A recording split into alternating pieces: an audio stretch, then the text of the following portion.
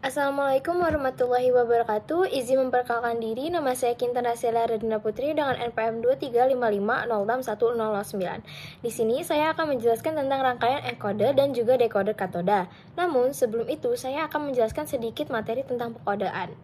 Apa sih itu pengkodaan? Di materi pengkodaan ini ada yang namanya binary coded decimal atau yang bisa disingkat menjadi BCD. Pada dasarnya jenis sandi biner dibagi menjadi dua, yaitu sandi berbobot dan sandi tidak berbobot. Dalam sandi tidak berbobot, dalam semua digit bilangan desimal disandikan langsung, bukan digit per digit.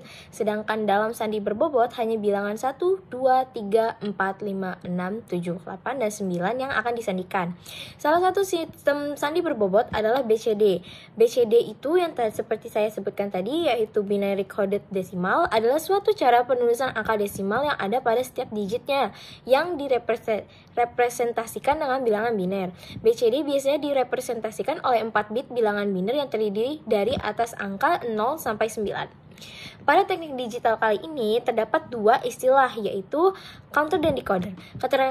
Keterkaitan antara counter dan pengkodaan atau dalam kurung decoder biasanya terjadi ketika counter digunakan untuk menghasilkan angka yang kemudian ditampilkan pada 7 segment display. Misalnya, ketika diatur counter menghitung desimal dari 0 hingga 9, output counter akan berubah sesuai dengan urutan biner, seperti 000 dalam kurung 0 hingga 1001 dalam kurung desimal 9. Output dari counter yang mewakili angka yang dihitung kemudian diarahkan ke decoder 7 segment. Decoder ini akan menerjemahkan 28 angka biner dari counter menjadi sinyal yang tepat untuk menyalakan segmen-segmen yang diperlukan pada 7 segment display untuk menampilkan angka yang sesuai. Contohnya itu kalau di rangkaian decoder ada decoder dot matrix dan 7 segment. 7 segment itu merupakan komponen elektronika yang terdiri dari segmen-segmen yang digunakan untuk menampilkan angka dalam bentuk desimal. Jumlah segmen pada 7 segment adalah 7 batang yang disusun membentuk angka dengan menggunakan huruf A, B, C, D, E, F, dan G, dan biasa disebut sebagai dot matrix. Setiap segmen ini terdiri dari 1 atau 2 LED yang disusun sedemikian hingga membentuk angka 8 ditambah 1 LED bulatan kecil yang digunakan untuk dot. Nah, pada rangkaian yang pertama di sini saya akan menjelaskan rangkaian encoder. Saya akan runkan dulu. Lalu, pada rangkaian encoder di sini terdapat 9 input yang direpresentasikan sebagai bilangan desimal, yaitu bilangan 1 hingga 9. Di sini ada 1, 2, 3, 4, 5, 6, 7, 8, 9. Di sini juga ada pin IC yang bernama 74147. Lalu di sini juga ada gerbang logika NOT yang berfungsi untuk mengubah kondisi input menjadi kebalikannya dan memastikan bahwa output biner yang dihasilkan sesuai dengan input desimal yang dimasukkan. Lalu di sini ada 4 logic probe atau 4 output. Pada rangkaian ini, input yang akan saya masukkan atau inputkan adalah nilai desimal 3. Rangkaian encoder itu bakal aktif jika kita input desimalnya itu berada dalam kondisi low atau 0. Lalu ketika kita mengubah kondisi nilai 1 menjadi 0 pada input desimal ketiga, yaitu di sini, input tersebut kemudian akan menuju atau mengalir ke IC 74147. Maka bisa dilihat keluaran yang dikeluarkan itu tuh dari Q ini. Nah, di Q ini bisa dilihat dari key 0 dan key 1 itu mengeluarkan nilai 0, sedangkan key 2 dan key 3 mengeluarkan nilai 1. Lalu kemudian input Q0 dan Q1 yang bernilai 0 dialirkan menuju gerbang logika U5 dan U4 yang menghasilkan nilai output 1. Nilai output 1.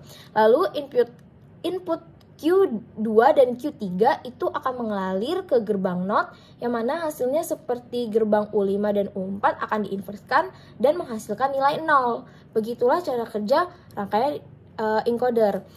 Lalu makanya di sini hasilnya menjadi 0011 yang mana itu merupakan nilai biner dari desimal 3. Nah, untuk contoh selanjutnya pada rangkaian encoder ini tuh saya akan menginputkan desimal 5. Nah, sebelum kita menjalankan nilai desimal 5, sebenarnya saya akan mengubah dulu ke ini menjadi 1. Lalu di sini pada pada input nomor 5 1 2 3 4 5 di sini saya akan mengubahnya menjadi 0. Yang mana seperti yang tadi, di sini dapat dilihat key 0, key 1, key 2, dan key 3 menghasilkan nilai 0, 1, 0, dan 1. Lalu input key 0 dan key 1 ini keduanya akan mengalir ke gerbang U5 dan U4 menghasilkan nilai 1 dan 0. Lalu ada key 2 dan key 3 yaitu 0 dan 1 mengalir atau menuju ke gerbang U2 not dan U3 not menghasilkan nilai 1 dan 0. Maka desimal dari nilai biner dari desimal 5 adalah 0101. Nah, di sini pada kali ini saya akan menjelaskan rangkaian decoder katoda. Seperti yang dilihat di sini saya sudah mengerankannya. Lalu dapat dilihat pada rangkaian ini tuh menggunakan 7 segmen katoda yang telah diberikan ground atau tegangan negatif yang berguna untuk menghidupkan segmen LED yang mana dibutuhkan tegangan low. Selain itu, pada rangkaian ini juga menggunakan IC 7448 yang terhubung dengan input A, B, C, D, yaitu ini 4 input atau 4 logic state yang mana akan menghasilkan 7 output di sini yang akan terhubung dengan resistor yang berguna untuk menghambat tegangan menjadi 3 watt agar 7 segmen tidak rusak atau meledak. Lalu di sini terdapat 4 input ya kan yang masuk secara berurutan dari input A, B, C, D dimulai dari biner paling kanan pada input A dan biner paling kiri pada input D.